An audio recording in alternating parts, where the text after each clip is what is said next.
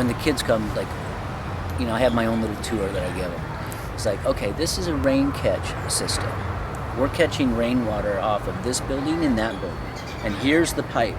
And that leads into a, 10,000 gallon cistern that's underground, buried over here. Mm-hmm. And so watch, if I turn on the hose here, the water's going to go there, and it's going to lead into the creek. The creek's going to run into the pond, and the frogs and the fish and the turtles get water, And they're just like, wow, really? In the middle of East Village? Yeah. And then I'll go, okay, let's go over here. Let's go to the compost system. And they're like, what's compost? I'm like, well, okay. You bring your vegetables that you are the cutoffs from what you don't eat, your fruit, goes into this can. Then there's a committee that takes the stuff from this can, puts it into the tumbler. The tumbler spins it. Then it goes into the soil. Then we take that soil and we put it in the first container, then the second, then the third. And they're like, wow.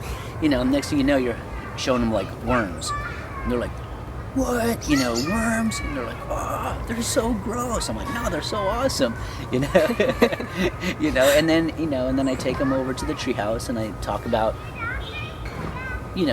ways of like sustainably building, like reclaiming wood, salvage wood. Talk about like, geometry. Talk about, okay, this is an octagon, but once you start going around it enough, it looks just like a giant nest, but it's really 8-sided, And then they're like, oh, like one kid's like, it reminds me of the Guggenheim. I'm like, oh, thank you. Prettiest thing anyone could say to me. That's so cool. And then we'll go look at the chickens. We got chickens here. We have bunny rabbits. We have so many birds. We have like over 20 varieties of birds that come here, And we have over 21 varieties of fruit plants here, Mm-hmm. We have something like 170 trees here. It's quite a bit, And then all the vegetable gardens, we create a lot of like biomass. Like people, they eat from these gardens. Like if we have surplus, we take it to the churches, or the synagogues. We just, that's a big part of it, or people just walk by and go, can I come in and pick some? Sure. Thanks for asking,